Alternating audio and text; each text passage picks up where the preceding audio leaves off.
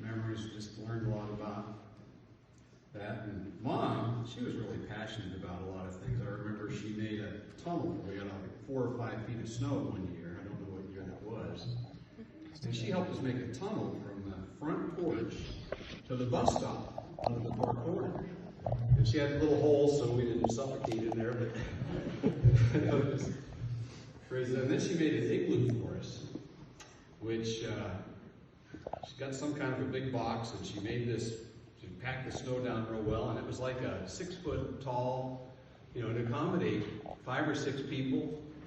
I knocked a hole in the top, and we actually put a little campfire in there.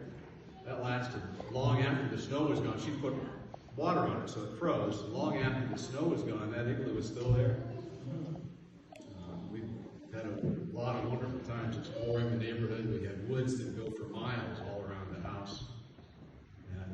But Mom had this one thing. Whenever it was dinner time, she had a really great whistle. She could, 2-3 blocks away, easy, you could hear this thing. And she taught it to me, and I taught it to Nicole. Nicole, do me a favor, give me a whistle. A good one. Wow. That's a little funny. And she'd go. One time, I was going to. she did. One time she, for Halloween, we were pretty young, and she wanted to make sure she went around with us, I guess. So she made a costume for herself. I hope somebody's got a picture of this. I'd love to see it again. But she made herself, and this is probably not appropriate today, but she made a giant out of a metal kind of a wiring system and crepe paper. She made a giant Aunt Jemima bottle. And she walked around it. It was like 8 foot tall. Oh my gosh. We probably played hundreds, maybe 1,000 card games as Crummy Rummy, the pastor was mentioning earlier. And the nice thing about Crummy Rummy is it's not so much the cards, it's the camaraderie, the conversations that you have with people that you haven't seen in a long time. So that was just a family tradition that's really carried on. I hear stories about people playing it overseas now, and just all over the place. If there was ever an issue with anybody playing a card game, we'd call Mom, because she was the rules, right? That was it. So if there was a dispute, she'd settle it. We did a lot of traveling together, Mount Vernon, and Washington, D.C. We'd go see Megan and Mark and Uncle Ed and Aunt Meg, and wherever they were, Swickley or Coriopolis, or just all those wonderful places. And we'd go to Washington, D.C. and see Aunt Lily and Uncle Carl and all the kids. And we'd do Niagara Falls, and she made sure we got on the good ship Lollipop. One of the things that I'm kind of running on here, but I'll be done in a couple of minutes, Dan. Just relax. So we'd go roller skating. She made sure we were all good roller skaters. I actually worked at the rollercade, but I'm probably 12 or 13 years old, and she loved to do this dance called the flea hop. So she'd make me go out to the dance floor and dance this flea hop in front of all my friends, but I knew she loved it, and it didn't bother me at all. It was a blast. Let's see it.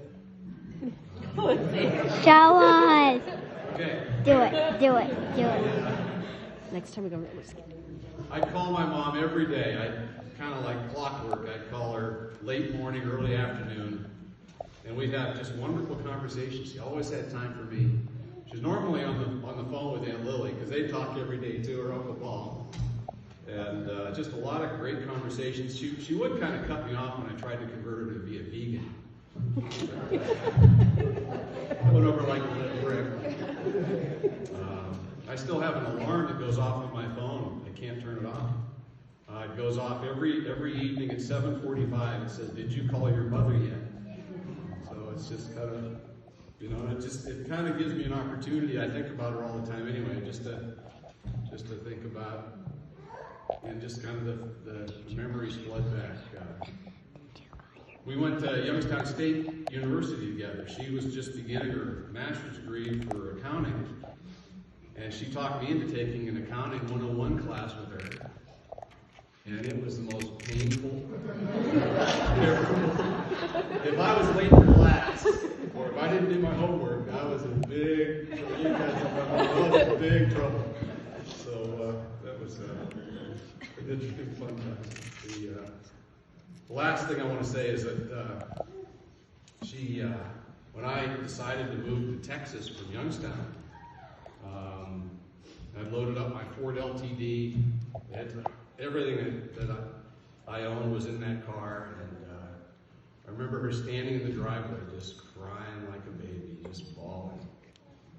And she would do that for the first 5 years. I'd come home a couple times a year, and every time I left, she'd just start blubbering, and that's when you really know that there's unconditional love. You know? I miss you, Mom.